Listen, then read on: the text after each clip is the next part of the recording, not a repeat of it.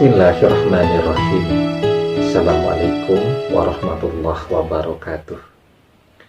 Bapak-bapak, ibu-ibu, mas-mas, mbak-mbak, khususnya adik-adikku sekalian yang dirahmati Allah dimanapun Anda berada. Kembali di Iip Channel bersama saya, Iip Wijayanto. Kali ini kita akan membahas tema kehilangan nafsu makan karena kangen kepada mantan. Lakukan saja ini, nafsu makan kembali, mantan juga kembali. Ya, banyak yang cerita ke saya ya, ketika dia dikhianati oleh mantan, ditinggal oleh mantan, itu sampai nelan makanan itu tidak bisa. Ya, sedih, kepikiran. Ya, padahal tidak radang tenggorokan, tidak sedang sariawan tenggorokannya, tapi memang nafsu makannya menghilang betul. Apa yang harus dilakukan? Ya, padahal kalau tidak makan bisa sakit kan? Begitu. Nah, jadi ya, ketika ada satu keadaan, maka bagaimana caranya agar keadaan ini menjadi keadaan yang tidak sia-sia. Ya, agar keadaan yang berat ini yang Anda hadapi itu kemudian bernilai ibadah, karena ibadah itu berpahala. Ya, filosofi saya selalu itu, menghindari hidup yang sia-sia. Nah, saya misal ya, melihat banyak tuh orang pengen sekali kurus. Maka yang mereka lakukan apa? Diet. Diet itu, tidak makan itu. Ya, ya baik-baik saja sebenarnya. Tapi tujuannya apa? Ya, untuk kurus juga kan? Tidak ada pahalanya yang pasti. Ya, misal ya, Anda kemudian memilih teknik yang lain daripada diet yang tidak ada pahalanya. Sebenarnya lebih baik mengerjakan puasa sunnah kan? Berpuasa sunnah, tapi niatnya bukan untuk kurus, niatnya untuk mencari ridho Allah.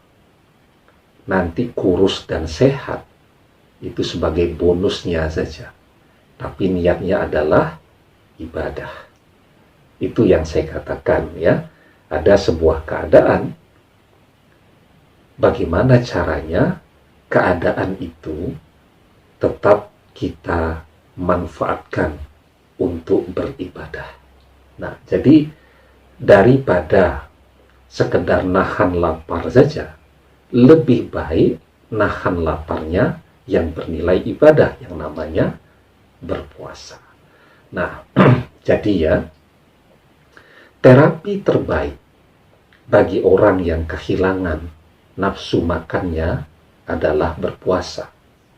Ya, itu sudah diakui lah, bahkan di dunia barat, di Amerika sana, banyak tuh orang-orang bule yang juga sudah ikut berpuasa, karena memang puasa itu adalah sesuatu yang sehat. Ya, bahkan ada sebuah riset yang dilakukan oleh seorang profesor dari Jepang ya, yang menemukan bahwa mekanisme puasa itu adalah mekanisme regenerasi sel-sel yang rusak yang ada di tubuh kita yang terbaik. Ya, sehingga kata beliau ya, ketika orang misal punya calon-calon sel kanker atau kanker di dalam dirinya, dengan dia berpuasa, maka sel yang rusak tadi akan dimakan oleh sel-sel yang sehat. Mekanismenya disebut sebagai autophagy. Ya, nanti bisa dilihat artikelnya banyak tuh, oleh seorang profesor di Jepang, dan penemuannya ini membuat beliau mendapatkan penghargaan Nobel dalam bidang ilmu kedokteran. Nah, jadi ya, orang tidak selera makan, terapi terbaiknya apa? Berpuasa. Ya, tapi berpuasanya niatnya harus untuk mencari ridho Allah. Coba Anda rasakan ketika bulan Ramadan. Luar biasa tuh. Saya tuh punya sakit GERD ya. GERD itu ya semacam asam lambung ya. Mungkin karena dulu ketika mahasiswa kirimannya kan mepet.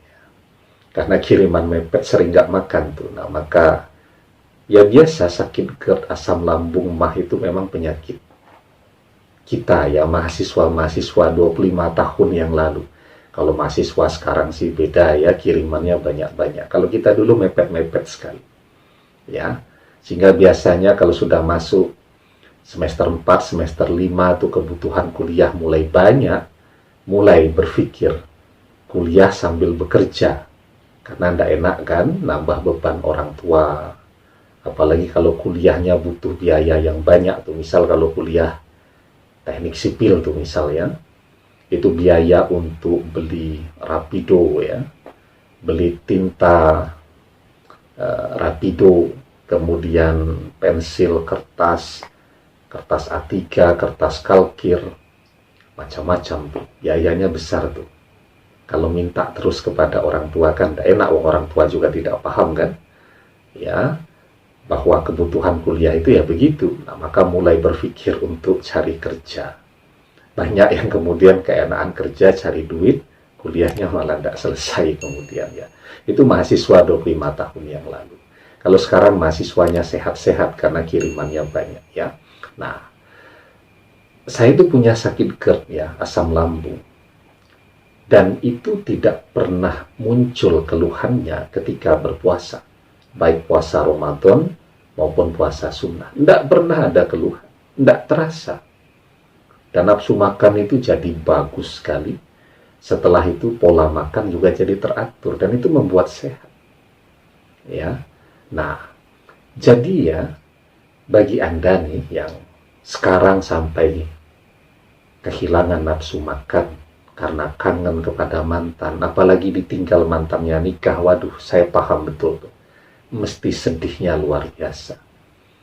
Itu ya, orang melihat foto mantannya di media sosial, foto prewedding, wah itu rasanya mestinya shocknya luar biasa, kaget, ya, langsung terasa gelap dan berkunang-kunang ya. Tapi itu kan sebuah kenyataan yang harus Anda terima. Kalau dia mencintai Anda, dia tidak akan begitu. Dia akan mencari cara untuk kembali kepada Anda. Ketika dia menerima itu, ya sudah. Yang harus kita nasihatkan ke dalam hati kita, bahwa dia sudah tidak mencintai kita. Nah, kesadaran itu perlu ya.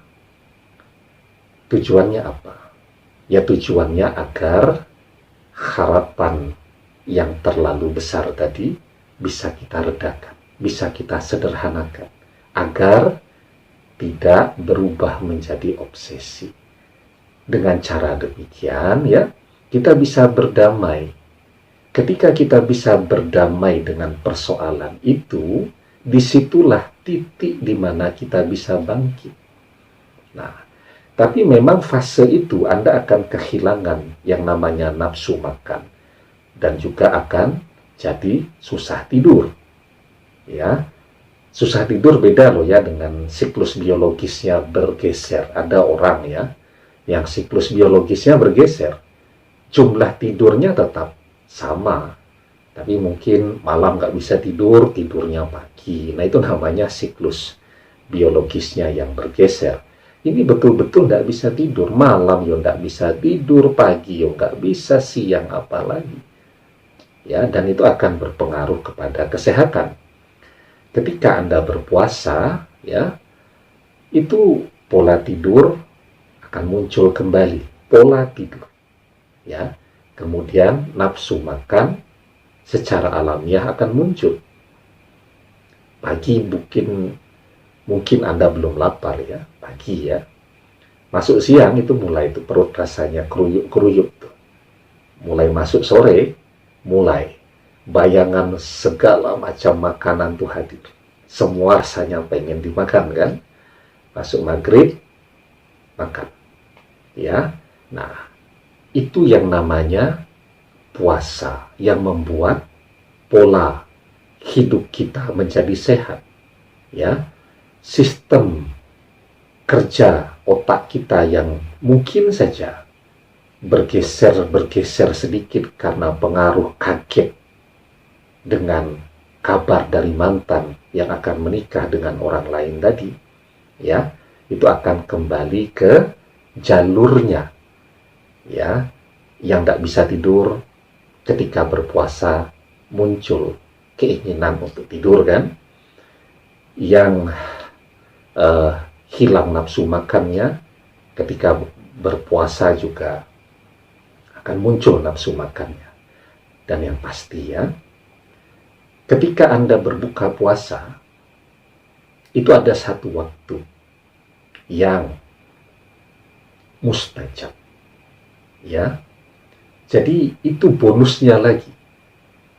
Nafsu makan Anda kembali, pola tidur Anda akan kembali, dan satu hal lagi yang paling penting, Anda akan mendapatkan waktu mustajab untuk berdoa, yang ketika Anda minta apa saja, termasuk minta mantan balik, akan Allah kabulkan. Ya, bayangkan kalau Anda terus berpuasa. Ada yang dengan model puasa Nabi Daud, sehari berpuasa, sehari berbuka, sehari berpuasa, atau Senin Kamis. Ya, bayangkan saja itu kalau 1 tahun itu ada sekitar 52 minggu ya, kalau saya tidak salah. Anda ambil saja pola yang Senin Kamis, itu Anda sudah berpuasa sekitar 104 hari. Ya, 104 hari berpuasa dan berdoa di waktu yang mustajab itu. Bayangkan betapa dahsyatnya efek doa Anda terhadap mantan. Maka di dalam sebuah hadis, Rasulullah Shallallahu Alaihi Wasallam bersabda, "Inna lisya'imi inda fitrihi la da'watan ma turaddu." Sesungguhnya doa orang yang berpuasa ketika berbuka tidaklah tertolak. Ya, demikian. Semoga bermanfaat. Wallahu a'lam bishawab. Billahi taufik wal hidayah. Assalamualaikum warahmatullahi wabarakatuh.